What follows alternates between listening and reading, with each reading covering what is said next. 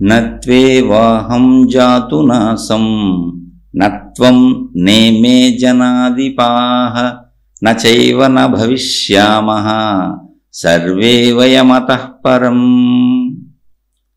నత్వేవాహం జాతు నాసం నత్వం నేమే జనాధిపాః నచైవ న భవిష్యామః సర్వే వయమతః పరం.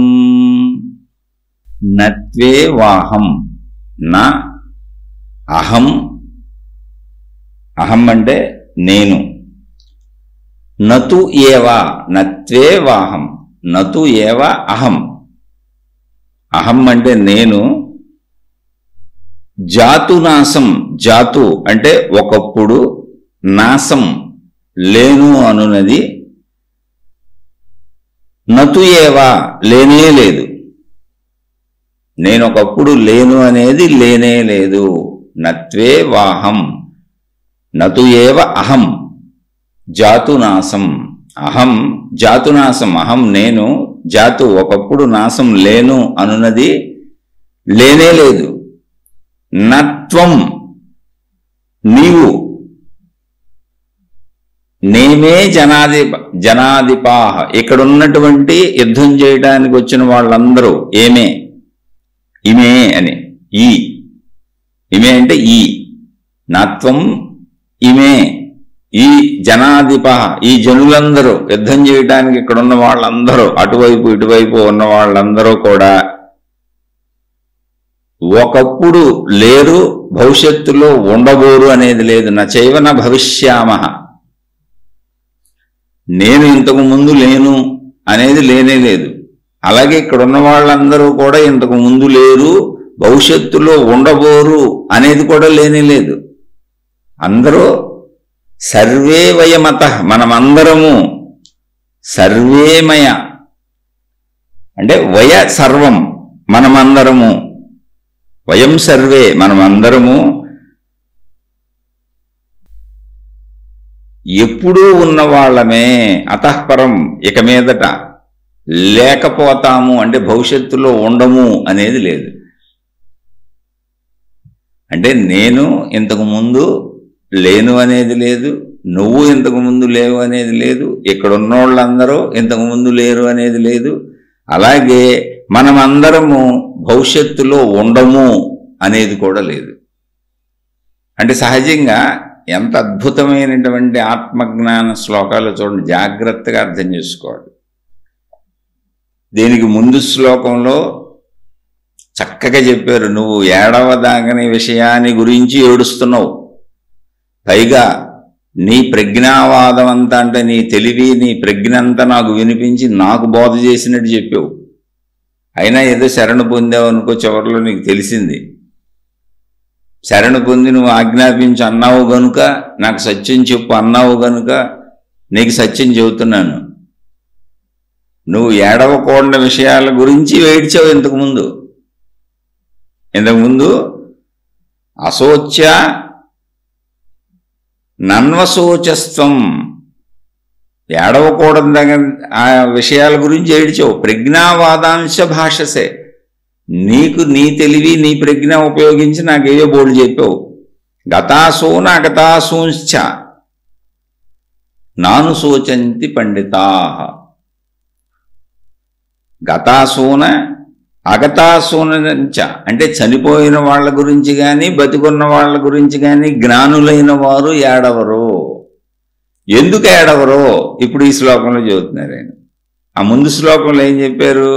నిజమైనటువంటి ఆత్మజ్ఞానమును ఎరిగినటువంటి జ్ఞానులే పండితులు. పండితులు అంటే అది వాళ్ళు చనిపోయిన వారి గురించి బ్రతికున్న వారి గురించి లేదా చచ్చిపోతారేమో అని కూడా ఏడవరు. నువ్వు అలా ఏడవకూడని విషయాల గురించి శరీరాలు చూసి ఏడుస్తున్నావు, వీళ్ళంతా నా బంధువులని అదేని ఇదని, దానికి నీకేదో నీ పర్సనల్ రీజన్స్ అన్ని నాకు చెప్పావు. అదేదో తెలివిలాగా జ్ఞానంలాగా. అసలు జ్ఞానం నేను చెబుతున్నాను. అది కూడా ఎందుకు చెబుతున్నానయ్యా నీకు ఇప్పుడంటే, నువ్వు ఇప్పటి వరకు నాతో స్నేహం చేసావు, నన్ను ఎప్పుడు నువ్వు జ్ఞానం అడగల. భగవంతుడిని మంచోడిని అన్నీ తెలిసిన వాడిని మిమ్మల్ని రక్షిస్తానని ఇవన్నీ ఉన్నాయి మీకు. కానీ నువ్వు నన్ను జ్ఞానం అడగల, సత్యం ఏంటని అసలు అడగల. ఇప్పుడు ఏదో మీ జీవితాలకు సహాయం అడిగారు, సహాయం చేస్తున్నా. మీరు మంచోళ్ళే, మంచిగానే బతుకుతున్నారు కనుక మంచోళ్ళకి సహాయం చేస్తున్నాను. కానీ ఆ మంచితనంలో నువ్వు నాకే చెప్పావు, నీ తెలివంతా నాకు చెప్పావు. ఇప్పుడు కాదు, అసలు జ్ఞానులైన వాళ్ళు ఏడవరు. బతికొన్నోళ్ళ గురించి ఏడవరు, చనిపోయిన వాళ్ళ గురించి ఏడవరు, బతికొన్నోళ్ళు చనిపోతారేమోనని ఏడవరు. ఎందుకని అనే రీజన్ ఇందులో చెబుతున్నారు. ఆత్మజ్ఞానం అద్భుతంగా వెళ్తుంది చూడండి. ఎక్కడైనా ఎవరికైనా సందేహాలు ఉంటే కూడా తప్పకుండా ప్రశ్నల రూపంలో అడగండి. ఎందుకంటే శ్లోకాల రూపంలో భగవానుడు తీసుకెళ్తున్నాడు. ఇంకా డీటెయిల్డ్గా చెబుతారైనా, మీరు వెయిట్ చేయొచ్చు, అసలు ప్రశ్నలు అడగక్కర్లా. ఇది వింటూ వెళ్తే మీకు అనంత ఆత్మజ్ఞానం ఎన్ని రకాలుగా చెప్పబడిందో ఈ భారతదేశంలో అన్ని రకాలుగా అని చెప్పారు ఆయన. 17 రకాలుగా చెప్పబడింది. అది 17 రకాలుగా చెప్తారు ఇప్పుడు. అందుకని మొదటి రకం సాంఖ్యయోగం, ఇప్పుడు చెప్పుకుంటున్న అధ్యాయం పేరేది. అయితే ఈ 17 రకాలుగా ఆత్మజ్ఞాన మార్గాన్ని బోధించే విధానాలకి అర్హత ఎవరు అంటే అర్జునుడు లాంటి విషాదము కలిగినటువంటి, సత్ప్రవర్తన కలిగినటువంటి, సద్బుద్ధి కలిగినటువంటి అర్జున మనస్తత్వం. అక్కడ అర్జునుడు ఏం చెప్పాడు? అర్జునుడి ధర్మమే, పాండవులు చేసేదంతా ధర్మమే. ఎందుకు యుద్ధం చేయనంటున్నాడు? ఎదుటి వాళ్ళని చంపడం నాకు ఇష్టం లేదు అంటున్నాడు. అది నేను నష్టపోయినా పర్వాలేదు అంటున్నాడు. చాలా సద్గుణం కదా అది. పైగా ఏమన్నాడో తెలుసా? ఎంతటి వైరాగ్యం వచ్చింది ఆయనకంటే, ముల్లోక రాజ్యములు నాకు ఇచ్చినా కూడా, స్వర్గాధిపత్యం ఇచ్చినా కూడా నేను అసలు యుద్ధం చేయను అన్నాడు. చంపను ఎవరిని, కావాలంటే నేను భిక్షం ఎత్తుకు బతుకుతాను, లేదా వాళ్లే నన్ను చంపనే చనిపోతాను. అంటే ఈ భూలోక రాజ్యం, ఈ చిన్న రాజ్యం కోసం ఏంటి కాదు, ముల్లోక రాజ్యాలు స్వర్గాధిపత్యం ఇచ్చినా నాకు వద్దు అనేంత వైరాగ్యం వచ్చింది ఆయనకి. విరాగము అంటే ఏంటి? వదిలిపెట్టి పారిపోవటం కాదు, ఇతరులకు హాని చెయ్యను, నేను ఎట్టి పరిస్థితుల్లోనూ హాని చెయ్యను అనేటువంటి సద్బుద్ధి, వైరాగ్యం. మనం ఏం చేస్తాం? మన కోరికల కోసం, మన అవసరాల కోసం మొత్తం నిత్యం నేనే లేచిన కాడి నుంచి అసలు ఇంట్లో వాళ్ళతోనే గొడవలు. అసలు గొడవ ఎప్పుడు ఇంట్లో వాళ్ళతోనే, భార్య భర్తలు పిల్లలు, లేదా మా వాళ్ళందరూ బాగుండడానికి బయట వాళ్ళని ముంచేయటం. వీళ్ళు గొడవ పడుతూ ఉంటారు, మళ్ళీ వీళ్ళందరూ కలిసి బయట వాళ్ళని గొడవ పెట్టి ముంచేస్తూ ఉంటారు. ఎలా దొరికితే అలా ఎదుటోడి దగ్గర లాగేసుకోవటమే. ఇది జీవన ప్రవృత్తి. కానీ అసలు అలా నాకు అక్కర్లేదంటున్నాడు అర్జునుడు. నేను చనిపోవడానికైనా సిద్ధం, భిక్షం ఎత్తుకోవడానికైనా సిద్ధంగా, నేను చిన్న మోసం కూడా చేయను, చిన్న అన్యాయం కూడా చేయను, చిన్న అబద్ధం కూడా చేయను అనేటువంటి మానసిక స్థితి వచ్చింది. అలానే వైరాగ్యం అంటే వదిలి పారిపోవాలి అర్జునుడేమి, నేను ఎదుటివాడికి హాని చేయను అంటున్నాడు. ఇది బాగా గుర్తుపెట్టుకోవాలి. ఇక్కడ ఎదుటివాడికి హాని చేయకుండా నీ బతుకు నువ్వు బతకవయ్యా, ఎవరొద్దన్నారు, చక్కగా బతుకు. అందుకని జ్ఞానం చెప్పబడుతుంది. ఆ మనస్తత్వం వచ్చిన వాడికి ఆత్మజ్ఞానం అర్థమవుతుంది, మిగిలిన వాడికి అర్థం కాదు. అందుకని చెప్పాడు, అయ్యా నువ్వు అన్నదంతా కరెక్టేను, ఏదో చెప్పావు కానీ నీ తెలివి, నీ ప్రజ్ఞ, నీకు ఆత్మజ్ఞానం తెలీదు. మంచిదనంతో మాట్లాడి నాకు అదేదో పెద్ద జ్ఞానం లాగా మాట్లాడావు, ఊరికిన మంచోడు అంతే, నువ్వు నీకేం తెలీదు. ఇప్పుడు నేను చెబుతున్నాను, అసలు నువ్వు ఎందుకు ఏడుస్తున్నావు? నువ్వు ఏడవకూడదు దాని గురించి ఏడుస్తున్నావు. ఎందుకు ఏడవకూడదు అంటే ఈ మనుషులందరూ చచ్చిపోతారు యుద్ధం చేస్తేనే ఏడుస్తున్నావు. అసలు చచ్చిపోయిన వాళ్ళ గురించి కానీ, బతికున్న వాళ్ళ గురించి కానీ, చావబోయే వాళ్ళ గురించి కానీ నిజంగా జ్ఞానం తెలిసిన వాళ్ళు ఏడవరు. ఎందుకు ఏడవరు అంటే నువ్వు కానీ, నేను కానీ, ఇక్కడున్న అందరూ కానీ కొత్తగా ఇప్పుడు పుట్టుకొచ్చిన వాళ్ళం కాదు, మనం ఎప్పటి నుంచో ఉన్నోళ్ళమే. అలాగే మనం కొత్తగా వెళ్ళిపోయి చచ్చిపోయే వాళ్ళము కాదు, ఇక ముందు భవిష్యత్తులో లేకపోయే వాళ్ళము కాదు, మనం ఎప్పుడు ఉంటాం. నువ్వు శరీర భావనలో శరీరాలు నిజం అనుకుంటున్నావు కనుక నీకు అది అర్థం కాక, ఆత్మజ్ఞానం అర్థం కాక నువ్వేమనుకుంటున్నావు? ఇప్పుడు ఏడుస్తున్నావు. అది అసలు పాయింట్. అక్కడ నువ్వు ఎందుకు ఏడుస్తున్నావయ్యా అంటే శరీర భావంలో ఏడుస్తున్నావు. ఎందుకని శరీరానికి పుట్టుకుంది, రూపాలకు పుట్టుకుంది, నామరూపాలకు పుట్టుకుంది. ఇవన్నీ పోతాయి. రూపం పోతే నామం కూడా పోద్ది. ఆ వస్తువు ఉండదు, ఆ మనిషి ఉండడు. అది నీ దృష్టి అంతే. కాదు, ఇదంతా ఒక శక్తి చైతన్యంలోంచి వచ్చింది. పుట్టుకని మనం భావించుకుంటున్నాం, శక్తిని మనం దర్శించలేదు కనుక, ఆ జ్ఞానం తెలుసుకోలేదు కనుక మళ్ళీ ఇదంతా ఆ శక్తిగా మారిపోతుంది. ఆ శక్తిగా మారిపోవడం మనకు తెలియదు కనుక, ఆ జ్ఞానం తెలియదు కనుక మనం మరణం అనుకుంటున్నాం. నీకు ఆ జ్ఞానాన్ని ఇప్పుడు నేను చెబుతున్నానయా, ఎనవయ్యా, అది తెలిసిన పండితులు ఏడవరయ్యా. నువ్వు కానీ, నేను కానీ, ఇక్కడ ఉన్నోళ్ళు ఎవరైనా కానీ ఎప్పుడూ శాశ్వతంగా ఉండేవాళ్లే, నశించిపోవటం లేదు. రూపాలు మారతాయి అంతేను. ఈ రూపాలు మారే ప్రక్రియ కూడా సృష్టిలోని జగత్ ప్రక్రియ, లీలా నాటకం. దాన్ని నువ్వు ఆపాలేవు, దాన్ని ఏమీ చెయ్యలేవు. ఇది ఎలా సాగుతూనే ఉంటుంది. అది సాగుతుంది అని తెలిసినాక దొక్కేందుకు పడతాడు. శరీరం పోయింది తప్ప శక్తిగా అందరూ ఉన్నారు. ఈ నాటకం ఇలా సాగుతూనే ఉంటుంది. దీన్ని ఆపటం కుదరదు. పోనీ జగన్నాటకాన్ని ఆపటం కుదురుతుంది అంటే కుదరదు. ఇది ఇలాగే సాగుతుంది. శక్తి ఉన్నంతకాలం సృష్టి ఉంటుంది. ఎందుకంటే శక్తి యొక్క చైతన్య కదలికలనే లక్షణమే సృష్టిగా తయారవుతుంది.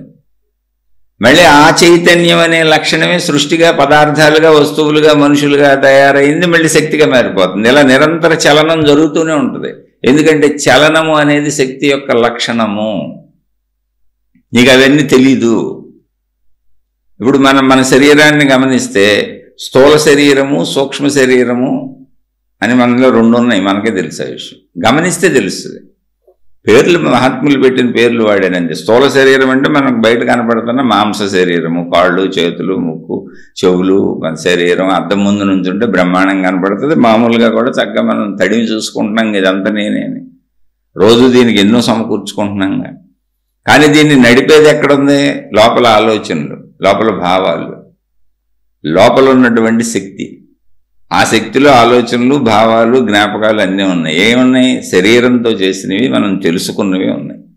అంటే అసలు ఈ శరీరాన్ని నడిపేది శక్తి ఎక్కడుంది? ఇప్పుడు లోపల ఉంది. ఏ రూపంలో నడుపుతుంది? ఆలోచనలు, భావాల రూపంలో నడుపుతుంది. మరి ఆ లోపల ఉన్న సూక్ష్మ శరీరం నీకు తెలియదుగా. ఆ శక్తి శరీరం గురించి నువ్వు ఆలోచించట్లేదుగా. ఈ స్థూల శరీరం చచ్చిపోద్ది అంటున్నావు యుద్ధాలు చేస్తే. నువ్వు యుద్ధాలు చేయకపోయినా చచ్చిపోద్ది. ఎవడో బతికుండేవాడు లేడు అసలు ఇక్కడ. ఆ విషయం మళ్ళీ ముందు చెబుతారు. ముందు శ్లోకాల్లో అది కూడా వస్తుంది. ఇక్కడ బతికుండేవాడు ఎవడో ఉండడో. ఏది? దేహ రూపంలో. నువ్వు పదార్థాలు, దేహాలే చూస్తే చెట్టు ఉండదు, పుట్ట ఉండదు, జంతువులు ఉండవు, మనిషి ఉండడు, ఏది ఉండదు. అన్ని మార్పులు చెందిపోతాయి. ఒకటి పోయి ఇంకోటి వస్తూ ఉంటుంది. జనరేషన్స్ మారుతూ ఉంటాయి. ఇప్పుడున్నవన్నీ నశించిపోయి కొత్తవన్నీ మళ్ళీ ఉద్భవిస్తూ ఉంటాయి. ఎప్పుడు అంతే. అయితే సృష్టి ఎప్పుడు ఉంటుంది. మానవ జాతి ఎప్పుడు ఉంటుంది. ఇప్పుడున్న మనుషులు ఉండరు. తరం మారిపోద్ది. ఇప్పుడు మన తరం వెళ్ళిపోతే మన పిల్లల తరం కంటిన్యూ, మళ్ళీ వాళ్ళ పిల్లల తరం కంటిన్యూ అవుతూ వెనక తరాలు వెళ్ళిపోతూ ఉంటాయి. సృష్టి ఆగదు. అలాగే జంతువులు, అలాగే చెట్లు, అన్నీ అలాగే జరుగుతూ ఉంటాయి. సృష్టి ఎప్పుడు ఉంటుంది. ఇప్పుడు మనం భావించుకున్న ఈ రూపాలు ఇవి నశించిపోతూ ఉంటాయి. అందుకే ఏడుస్తున్నావు నువ్వు సత్యం తెలియక. ఇది ఒక అద్భుతమైనటువంటి అనంత సృష్టి చక్రం, పరిభ్రమణం. సృష్టి చక్రం తనలో తానే పరిభ్రమించుకుంటుంది. శక్తి పరిభ్రమణం అది సృష్టిగా మారుతుంది అంతే. ఏం లేదు. ఏ విషయం నీకు తెలియదు. అందుకని ఏడుస్తున్నావు. ఇప్పుడు నీ లోపల ఉన్నటువంటి ఆలోచనలు ఏంటి, నీ లోపల ఉన్న భావాలు ఏంటి, నీ లోపల ఉన్నటువంటి తలంపులేంటి, నీ శరీరాన్ని కదిపేవి, నడిపేవి, బాధలకు గురి చేసేవి, ఆనందాలకి గురి చేసేవి, నిన్ను భయాలకి గురి చేసేవి, ఒత్తిళ్ళకి గురి చేసేవి అన్నీ నీ లోపల భావాలే కదా. ఒకసారి చూసుకెళ్ళి. ఇప్పుడు అవన్నీ ఎక్కడున్నాయి? ఏ రూపంలో ఉన్నాయి తెలియదు కదా నీకు. నీ శక్తి రూపంలో ఉన్నాయి. మరి ఆ శక్తి నీకు తెలియదు కదా. ఆ శక్తికి నశింపు లేదు, శరీరానికే నశింపు ఉంది. అందుకని మనందరం ఒకప్పుడు ఇప్పుడు మనందరం, నువ్వు, నేను, ఇక్కడ ఉన్నటువంటి మొత్తం యుద్ధంలో ఉన్నటువంటి జనులందరూ ఒకప్పుడు లేని వాళ్ళం కాదు, కొత్తగా పుట్టుకొచ్చిన వాళ్ళం కాదు. ఒకప్పుడు భవిష్యత్తులోకి వెళ్తే నశించిపోయే వాళ్ళము కాదు. అనాదిగా శక్తి రూపంలో ఉన్న వాళ్ళమే. ఊరినే రూపం ధరించి మళ్ళీ శక్తిలో కలిసిపోతున్నాం అంతే.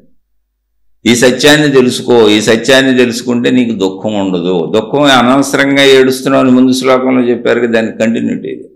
ఎందుకు అనవసరంగా ఏడుస్తున్నావు అంటే ఇది నీకు తెలియదు కనుక. అందుకని ప్రతి వ్యక్తి మన అంతరంగంలోకి వెళ్ళి మనం గమనించుకుంటూ ఈ శరీరము నేను అనేటువంటి భావాన్ని ఎంత దృఢంగా కలిగించుకున్నామో, అంటే ఇప్పుడు మనకి ఎంత దృఢంగా ఉందో ప్రతి వ్యక్తికి ఉంటుంది. చిన్నపిల్లల నుంచి ప్రాణం పోయే నిమిషం వరకు ఉన్న ప్రతి వ్యక్తికి నేను అంటే శరీర భావనే ఉంటుంది. గాఢంగా ఉంటుంది. అది అందులో తిరుగులేదు. అది ఎంత గాఢంగా ఉన్నదో అంత గాఢంగా నేను శక్తిని అని మనకు అనిపించే వరకు ఈ జ్ఞానాన్ని వింటూ, ఈ జ్ఞానం తెలుసుకుంటూ, దీన్ని మననం చేసుకుంటూ మనం మళ్ళీ దీన్ని సాధన చేయాలి. ఒక చోట కూర్చొని చక్కగా లోపలికి వెళ్ళి నేను శక్తిని అనే భావాన్ని అలా చక్కగా అనుభవం చెందుతూ మననం చేసుకుంటూ ఉండు. దానికి నువ్వేం చేయక్కర్లా. నువ్వు శక్తివని నీకు తెలియదు. ఆలోచనలు ఉన్నాయిగా, భావాలు ఉన్నాయిగా. ఇప్పుడు శరీరం కదపకుండా కూర్చున్నావు, ప్రశాంతంగా కూర్చున్నావు, హాయిగా కూర్చున్నావు, శరీరానితో ఏం చేయట్లేదు. కానీ లోపల ఆలోచనలు, భావాలు, జ్ఞాపకాలు, ఉద్వేగాలు, ఒత్తిళ్ళు, టెన్షన్లు, భయాలు, సుఖాలు, ఆనందాలు అన్నీ గుర్తొస్తున్నాయిగా. ఆ లోపల కదలికలకు మూలమేంటి చూడు. ఆలోచనలు పట్టుకోబాక, భావాలు పట్టుకోబాక. అసలు ఈ కదలికలకు మూలమేంటి అంటే, కదలిక అంటేనే శక్తి ఉంటేనే కదలిక ఉంటుంది. అంటే నువ్వు లోపల శక్తిగా ఉన్నావు, కానీ నువ్వు శరీరం అనుకుంటున్నావు. ఈ శరీరము నేనని ఎంత బలంగా అనుకుంటున్నావో, అలా కూర్చొని లోపల శక్తిని నేను అని నీకు అంత బలమైన నిర్ణయం కుదిరే వరకు కూర్చుంటూనే ఉండి అదే తపస్సు. మీరు తపస్సు చేయటం అంటే అంతే. దానికి సంబంధించిన జ్ఞానం అందించబడుతూ ఉంటుంది. నువ్వు లోపల మరి చూసుకోవాలిగా. ఏం చక్కల కళ్ళు మూసి కూర్చున్నావు. ఇందులో మహిమలేంటి, మాయలేంటి, అసలు దేవుడేంటి, మతాలేంటి, గురువులేంటి, ఏముంది, ఎందుకు ఇదంతా ఇందులో? ఏ గందరగోళం ఇందులో చొప్పించక్కర్లా. ఊరికి నెల కూర్చోండి, కళ్ళు మూసుకు కూర్చోండి. అంటే నేను వాళ్ళని ఎవరిని తక్కువ చేయట్లా. అనేకం సృష్టించుకొని నువ్వు వెళ్ళవలసిన సాధారణమైన ఆత్మజ్ఞాన మార్గంలో మహిమలు, మాయలు, దేవుళ్ళు, రకరకాల గారడీలు, మంత్రాలు, యంత్రాలు, తంత్రాలు, తాళ్ళు, తాయెత్తులు రకరకాలు చొప్పించేసుకొని అతి సహజంగా మనదే మనలోనే ఉండి మనకు అత్యంత సన్నిహితంగా ఉన్న మన సొంత శక్తిని ఎంతో దూరం చేసేసుకొని ఎక్కడెక్కడో తిరిగేస్తున్నాం అసలు పొందలేక.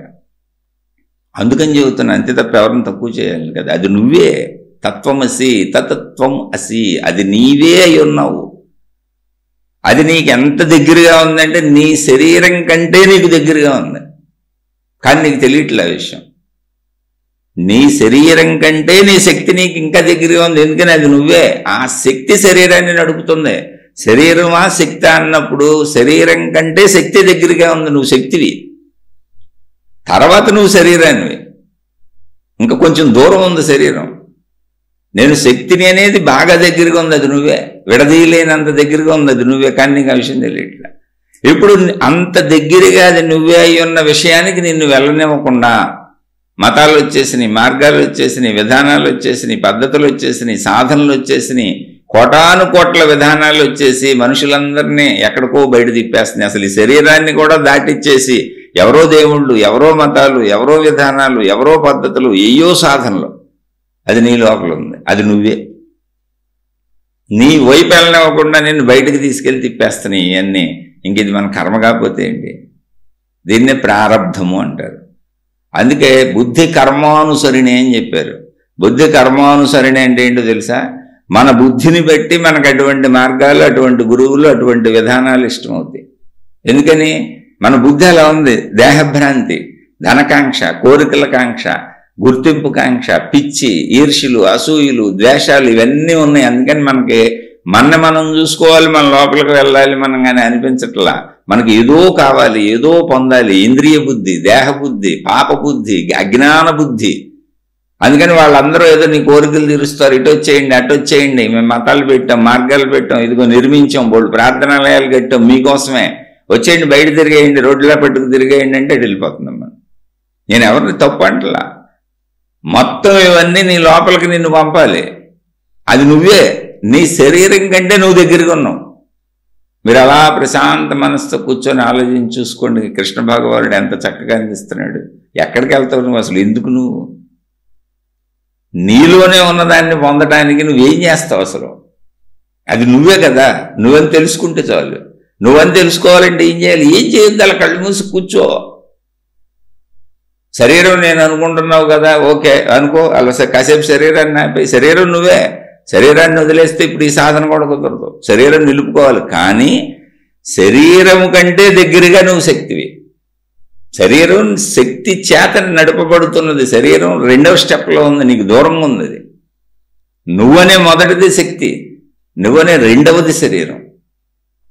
శరీరం నీకు కొంచెం దూరంగా ఉంది. ఆ అనుభవాన్ని పొంది, ఇప్పుడు అనుభూతిని పొందు. ఎలా పొందాలి? లోపల కూర్చో. లోపల కదలికలకు మూలం ఏంటో చూడు. కదలికల్లో భావం చూడబాక. ఆలోచనలు వస్తానే ఉంటాయి, కదులుతానే ఉంటాయి, మనసు ఎగిరి పడతానే ఉంటుంది, భావాలు ఎగిరి పడతానే ఉంటాయి. విషయం ఇక్కడ భావం ఏంటని కాదు, అది తర్వాత చూద్దాం. భావం ఏదైతే అది పట్టుకొని శరీరాన్ని పట్టుకొని తర్వాత కదులుదాం. ప్రపంచంలో ప్రాబ్లం ఏం లేదు. కానీ ఇప్పుడు చూడవలసింది ఏంటి? అసలు కదలికలకి మూలం ఏంటి? శక్తి. శక్తి ఉంటేనే కదలికలు ఉంటాయి, శరీరంలో అయినా శరీరం లోపలైనా. కాబట్టి నేను శక్తిని అనే భావాన్ని చక్కగా నిర్ధారించుకొని అలా కూర్చో.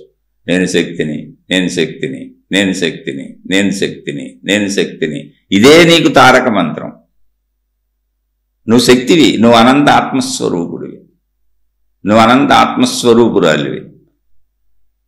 కూర్చో, అలా కూర్చో. నేను శరీరం అని ఇప్పుడు ఎంత గాఢంగా నమ్ముతున్నావో అంత గాఢంగా నేను శక్తినని భావం స్థిరపడే వరకు నీకు వీలైనప్పుడల్లా కూర్చుంటా ఉండాలి. అని కూర్చోమన్నారని సంసార జీవితం దెబ్బ కొట్టుకోకు, ధన సంపాదనలు దెబ్బ కొట్టుకోకు, కుటుంబ జీవితం పాడు చేసుకోకు. అన్ని రకాల కుటుంబ సుఖాలు ధర్మంగా అనుభవిస్తూ నీ చుట్టూ ఉన్న నీ కుటుంబ సభ్యులందరినీ సుఖపెడుతూ నీ బాధ్యతలు చేస్తూ నీ ధన సంపాదన జాగ్రత్తగా చేసుకుంటూ సంతృప్తి పడి ఉన్నదానితో సంతృప్తి పడి సమయం మిగిల్చుకొని చక్కగా లోపలికి వెళ్ళాల కూర్చో. నేను శక్తిని, నేను శక్తిని, నేను శక్తిని, నేను అనంత ఆత్మశక్తిని అనేటువంటి ఆ శక్తి భావాన్ని దృఢపరుచుకో. అది అబద్ధమే ఉంది, కల్పన కాదు, ఊహ కాదు. నువ్వేం ఊహించుకోబాక. నీకు బోల్డ్ సాధనలు చెబుతారు లోపల, అన్నీ ఊహాత్మక సాధనలే. ఎన్నో మార్గాలు తయారు చేశారు, ఎన్నో విధానాలు తయారు చేశారు. అవన్నీ మనిషి ఊహల్లోంచి తలల్లోంచి పుట్టినాయి. ఒరిజినల్ నువ్వు. నీ శరీరం కళ్ళు తెరిసావు, నీ శరీరం నిజం. కళ్ళు మూసావు, నువ్వు లోపల శక్తి అనేది నిజం. దానికి ఆధారం నీ ఆలోచనలు, నీ భావాలు, నీ అంతర్గత కదలికలు. అదే నీ ప్రాణశక్తి. సింపుల్ అంతే. నువ్వు శక్తివి. ముందు నువ్వు శక్తివి, తర్వాత నువ్వు శరీరాన్ని. దీనికి అసలు ఏ కల్పన అక్కర్లా, ఏ బోధ అక్కర్లా, ఎవరితో సహాయం అక్కర్లా. నీకు నువ్వు కూర్చోవాలంటే అలా. దాన్నే కృష్ణ భగవానుడు చక్కగా ఆత్మజ్ఞానాన్ని చెప్పుకుంటూ వెళ్తున్నాడు. అది అర్జునుడికి కాదు, భూమి మీద పుట్టిన ఏ మనిషికైనా ఇది ఉపయోగకరమైంది. భూమి మీద మానవ జాతి ఉన్నంతకాలం మనుషులకు ఉపయోగం. అర్జునుడి పేరు మీద మనకు చెప్పబడుతుంది. నువ్వు కూర్చోండాలి. మీరు ఆలోచించుకుంటుకొని మీకే తెలిసిపోద్దిగా. అలా కూర్చో. శక్తి అనే భావం స్థిరపడే వరకు కూర్చో. అదే తపస్సు. అలాంటి తపస్సు చేయడానికి భౌతిక జీవితం పాడు చేసుకోకు. మళ్ళీ ఏదేదో పిచ్చిలు ఎక్కించుకోకు. ఏయో కనపడిపోతున్నాయి, వెలుగులు చిమ్మినాయి, అవి వచ్చినాయి, ఈ వచ్చినాయి, శరీరం ఊగిపోయింది, కదిలిపోయింది, పైకి ఎగిరిపోయాను, కిందకి దిగిపోయాను, తలపోట్లు వచ్చినాయి, అవి వచ్చినాయి, ఈ వచ్చినాయి, వైబ్రేషన్స్ వచ్చినాయి. ఏమి చెప్పక అవన్నీ నీ చిత్త భ్రాంతులు, చిత్త భ్రమలు. ఏమీ జరగదు. నేను శరీరము అన్నప్పుడు నీకు భావన ఎలా ఉందో, ఈ శరీరం నేను అనుకున్నప్పుడు ఆకలి దానికి అవసరమైనవి తీర్చుకుంటాం, ఎలా బతుకుతున్నామో. నేను శక్తిని అన్న భావన అంత సామాన్యంగా ఉంటుంది. కాకపోతే శక్తికి నువ్వు తీర్చాల్సింది ఏమీ లేదు. దానికి ఆకలి దప్పులు శరీరంకి లేకుండా ఈ శరీరానికి. అందుకని శరీరం ఉంటేనే సాధన చేయగలం. కాబట్టి శరీరంగా అన్నీ చేసుకో, కొంత సమయం మిగిల్చుకో, అలా కూర్చో. నేను శక్తిని అనే భావం నీకు స్థిరపడే వరకు తపస్సు చేస్తూనే ఉండు. ఎంత స్థిరపడాలి అంటే, మొట్టమొదటగా నేను శరీరం అన్న భావం కంటే ఎక్కువగా నేను శక్తిని అనే నమ్మకం నీకు కలగాలి, భావం స్థిరపడాలి. అంతే. ఎందుకంటే సాధన కూడా ఏం లేదు. ఇంకా మీరు ఏ సాధనలు చేసినా మీ జీవితం వృధా చేసుకుంటున్నారు. అంతే. సర్వసాధనల గమ్యము ఇదే. నేను చెబుతుంది కదా, కృష్ణ భగవానుడు చెప్పింది. పోనేదో నా బొడ్డు బుడంకాయగాడు ఎవడో ఆడాడు, పనికిరానుడు చెబుతున్నాడని నా మాటలు తీసుకోబాకండి. నా ఎందుకు తీసుకోవటం? కృష్ణ భగవానుడు ఎప్పుడో 5,000 సంవత్సరాలు వెనక చెప్పింది. దీనికంటే ముందు ఎప్పుడో 30-35,000 సంవత్సరాల వెనకాల శ్రీరామచంద్రుడు ఆయన రూపంలో ఆయన అడిగినట్టుగా వశిష్ఠ మహర్షి ఈ యోగ వాసిష్టం పేరుతో ఈ ఆత్మజ్ఞానం అంతా ఎప్పుడో చెప్పారు. దీనికంటే లక్షల సంవత్సరాల ముందు వేదాల్లో ఈ ఆత్మజ్ఞానం ఎప్పుడో చెప్పారు. అసలు ఎవరు చెప్పారో కూడా తెలియదు. వాళ్ళ పేర్లు రాసుకోవాలి మహాత్ములు. మాకు భగవంతుడు అందించాడు, మేము అందుకున్నాం అన్నారు. అవును, తపస్సులు చేస్తే అందుకోబడుతుంది. ఇప్పుడు కూడా నువ్వు తపస్సు చేయి. ఇప్పుడు కూడా నువ్వు చేసేది తపస్సే. కాకపోతే జీవితం పాడు చేసుకోకు. ఎందుకో తెలుసా? తపస్సు ఎలా చేయాలో తెలుసా? పాతకాలపు ఋషులు ఎలా చేశారో అలాగే చేయి. ఋషులకు ఋషి భార్యలు ఉన్నారు, ఋషి పత్నులు ఉన్నారు, ఋషి కుమారులు ఉన్నారు. ఆ పరంపరే ఈ సత్యాలను మనకు అందించింది, మన దాకా తెచ్చింది. వేల లక్షల సంవత్సరాల నుంచి ఈ ఆత్మజ్ఞానము, ఈ తపస్సు అనేటువంటి ఈ ఆధ్యాత్మిక చదువుని, ఆత్మజ్ఞాన చదువుని, ఆధ్యాత్మిక విద్యని ఈనాడు మనకు అందింది. అంటే ఆనాటి నుంచి ఋషులు, మునులు, వాళ్ళ కుమారులు, వాళ్ళ పరంపరలో వాళ్ళ తరతరాలు మనకు అందిస్తూ వచ్చినది. అలా చక్కగా వివాహం చేసుకో, నీ భార్యతో ఉండు, నీ భర్తతో ఉండు, ధర్మ జీవితం గడుపు, నీకు అవసరమైనంత తగుమాత్ర సంపాదన చేసుకో, పిల్లల్ని కను, చక్కగా పిల్లల్ని పెంచు, వాళ్ళకి ధర్మాలు నేర్పు, మంచి నేర్పు, సమాజంలో ధర్మంగా బతకడం నేర్పు. అలా నేర్పి నీ బాధ్యతలన్నీ నిర్వర్తిస్తూ కొంత సమయం మిగిల్చుకో. ఇప్పుడు ఋషులు తపస్సు చేశారంటే ఏంటి? ఇవన్నీ చేస్తూ ఫుల్ టైం తపస్సు బాధ్యతగా పెట్టుకున్నారు. పార్ట్ టైం బతకడానికి అవసరమైనటువంటి పనులు చేసుకున్నారు. తిండికి తిప్పలకి అవసరమైనటువంటి కాలకృత్యాలు, కుటుంబ జీవితం, భార్యాభర్తలు గడపటం, పిల్లల్ని పెంచడం, ఇవన్నీ పార్ట్ టైం కొద్దిగా పెట్టుకొని మిగిలిన సమయం అంతా దీనికి కేటాయించుకున్నారు. ఎంతైతే అంతది. కానీ తపస్సు అంటే ఏంటంటే ఫుల్ టైం దాని మీదే ఉన్నారు. మనకిప్పుడు ధనం అనేది ఒక మీడియాగా వచ్చింది. ఇప్పుడున్న ప్రాపంచిక పరిస్థితుల్లో ఫుల్ టైం ఉండటం తపస్సు కుదరదు.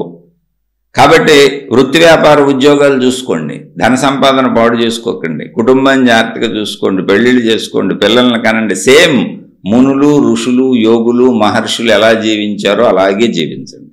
ధర్మ జీవితం జీవిస్తే మీరు మునులే, మీరు ఋషులే, మీరు మహర్షులే.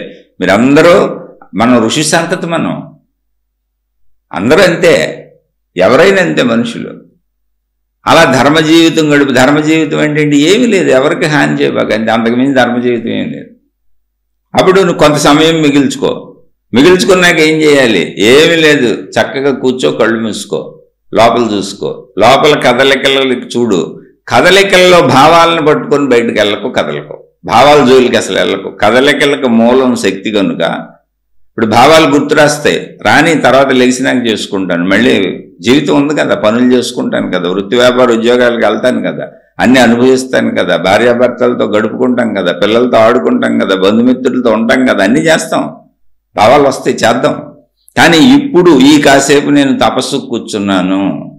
ఈ తపస్సులో నేను భావాలు చూడను, కదలికలు చూడను. కదలికలకు మూలం శక్తి కనుక నేను శక్తిని అన్న భావాన్ని చూస్తాను, ఆ భావాన్ని దృఢపరుచుకుంటాను. మూలభావం ఏంటి అంటే శక్తి ఉండబట్టి శరీరం ఉంది, శక్తి ఉండబట్టి కదలికలు ఉన్నాయి. ప్రాణశక్తి ఉంటేనే ఈ శరీరం అప్పుడు వరకే ఉంటుంది. కాబట్టి ప్రాణశక్తి ఈ శరీరంలో ఉండగానే నేను శక్తిని రూఢీపరుచుకోవాలి. కాబట్టి నేను ఇప్పుడు ఆ భావనలో కూర్చుంటే ఇంకే తలంపు లేదు. నేను శక్తిని, నేను శక్తిని, నేను శక్తిని, నేను శక్తిని. శక్తికి నశింపు లేదు, జస్ట్ అంతే. ఇదే నీ తారక మంత్రం. అలానే పిచ్చిగా అందరూ వినేటట్టు నేను శక్తిని అనుకుంటా తిరగబాక, పిచ్చెక్కింది అనుకుంటారు. లోపల భావము. ఇప్పుడు నేను శరీరం, నేను శరీరం, నేను శరీరం అని చెబుతున్నావు ఎవరికన్నా? అనుకుంటావా రోజు? నేను శరీరం అనేది సహజమైపోవాలి మనకి. అసలు అనుకోవక్కర్లా, గుర్తు చేసుకోవక్కర్లా, చెప్పక్కర్లా. అంత సహజంగా నేను శక్తిని అనిపించే వరకు నువ్వు కూర్చొని తపస్సు, అదే తపస్సు. తపస్సు ఫలించిపోయిందా? అయిపోయింది, ఇంకేం లేదు. నేను శక్తిని ఉంటుంది, శరీరంతో ఉంటావు, నువ్వు జీవన్ముక్తుడివి, మోక్షాన్ని పొందేవంతే.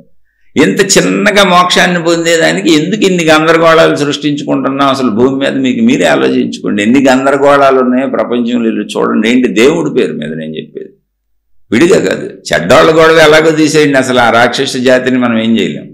దేవుడి పేరు మీద ఇంత సింపుల్ విషయానికి ఎన్ని గందరగోళాలు ఉన్నాయి. అందుకే మనిషి పొందలేకపోతున్నాడు. మన ఆశలు, మన కోరికలకి మనల్ని లోభపరిచేసి మనని ఇంకా చేపలకి గేలాలు వేసి చేపలను పట్టుకొని, చేపకి ఏం చేస్తారు? చేసి గేలం వేయడానికి గేలానికి ఒక చిన్న ఎర పెడతారు. ఎర అంటే ఏంటి? ఆశ.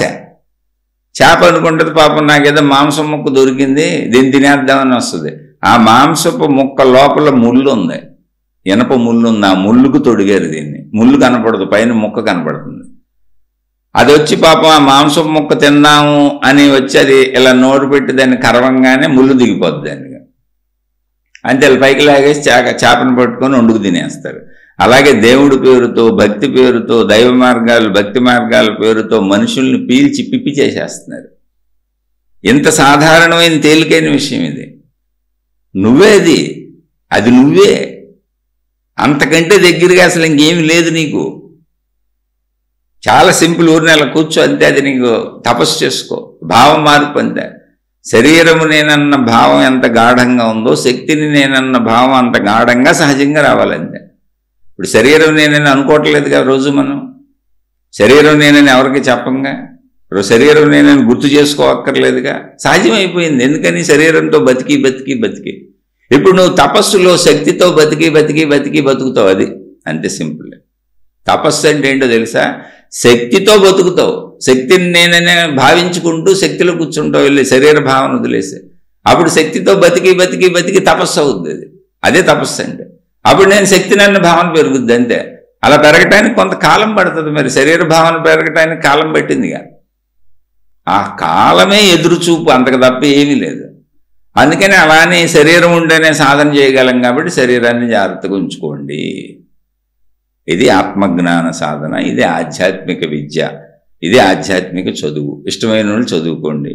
లేదు మేము మతాల్లో పోతాం, మార్గాల్లో పోతాం, దేవుళ్ళతో పోతాం, గురువులతో పోతాం, ఆ గందరగోళాలు మాకు ఇష్టం, ఆ మాయలు మహిమలు ఇవన్నీ మాకు ఇష్టం అంటే నిజమైన మతాలు నిజమైన మార్గాలు అన్నీ ఉన్నాయండి. నేను ఎవరిని విమర్శించట్లా. ఇందులో దూరిపోయి చేపలు పెట్టి గేలాలేసి ప్రజల్ని పీల్చి పిప్పి చేసే దుర్మార్గుల గురించి చెబుతున్నా. అంటారా? మీ ఇష్టం వచ్చినట్టు మీరు తిరగండి, అందులో తప్పేం లేదు. ఎవరి ఇష్టం వచ్చినట్టు వాళ్ళు తిరగచ్చు, ఆ ఫలితాలు మనమే అనిపిస్తాం. కానీ ఇదింత తేలిక. ఈ మాట చెబుతుంది ఎవరయ్యా అంటే కృష్ణ భగవానుడు అర్జునుడికి చెబుతున్నాడు అంటూ సంజయుడు ధృతరాష్ట్రుడికి చెబుతున్నాడు. ఇది ఎప్పుడు కూడా చెప్పబడుతుంది ఎవరికో తెలుసా? గుడ్డోడికి. అందుకని గుర్తు చేస్తున్నాం మీకు. గుడ్డోళ్ళు ఎవరండి? మనమే. అజ్ఞానాంధకారంలో మునిగిపోయి దేహమే నేనన్న భ్రాంతిలో ఉన్న గుడ్డివాడికి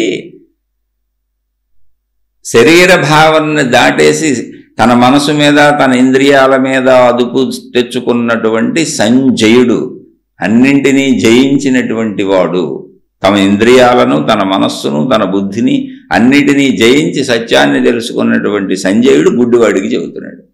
అంటే ఒక అజ్ఞానికి జ్ఞాని చెబుతున్నాడు ఏమని?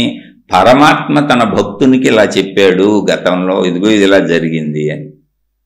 పరమాత్మ వాక్కులు ఇవి, పరమాత్మే అందించినటువంటి ఆత్మజ్ఞానం ఇది. తన శిష్యుడికి తన భక్తుడికి పరమాత్మే స్వయంగా అందించాడు అని చెబుతున్నాడు. కాబట్టి మనం సంజయులు అయితే దాన్ని పొందగలుగుతాం. గుడ్డోళ్ళు ధృతరాష్ట్రుడిలాగైతే వింటాం, అంతే, ఏమి లేదు. మళ్ళీ ఇక్కడ ధృతరాష్ట్రుడు ఎవరు? గుడ్డోడు ఏం మారలేదు. ఇదంతా విన్నాడు. ఏమన్నా మారాడా? యుద్ధం అయిపోయాడా? ఏమన్నా ఆగిందా? ఏం సాగులేదు, అలా కూర్చున్నాడు. మళ్ళీ నా ఊళ్ళో గెలవాలన్నాడు. అంటే గుడ్డోడు అంటే అజ్ఞానం ఏంటో తెలుసా? చెవిటోడు ముందు శంఖం ఊదినట్టే. ఎన్ని విన్నా మనం మారం. అందుకని ధృతరాష్ట్రుడు పాత్రను పెట్టారు అక్కడ. ఎన్ని విన్నా మారడు. ఎందుకని? అసలు చూపేలేదు, గడికి ఏం కనపడి సావదు అంతే. ఎన్ని విన్నా అంతే. ఇంకా మూఢత్వం మూర్ఖత్వం. చూపు లేకపోవడం అంటే ఏంటి? అజ్ఞానం. జ్ఞానం పనిచేయట్లేదు, వాడట్లేదు.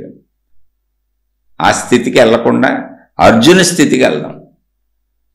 ఆ ప్రయత్నం చేద్దాం. అది చాలా తేలిక. జస్ట్ అలా కూర్చొని మిమ్మల్ని మీరు చూసుకోండి. మీకు ఎంత సమయం కుదిరితే అంత సమయం. భావస్థిరత తప్ప ఏమీ లేదు ఇక్కడ. అర్థం చేసుకోండి. కుదిరినోళ్ళు సాధన చేసుకోండి. నచ్చితే నేను చెప్పేది ఏదైనా నా సొంత స్వీయ విశ్లేషణలు. ఒకవేళ సరిగ్గా చెప్పలేదు అని అనిపిస్తే దయచేసి నన్ను క్షమించి వదిలేయండి. వాదోపవాదాలతో ఎటువంటి పని లేదు. నేను సామాన్యుణ్ణే.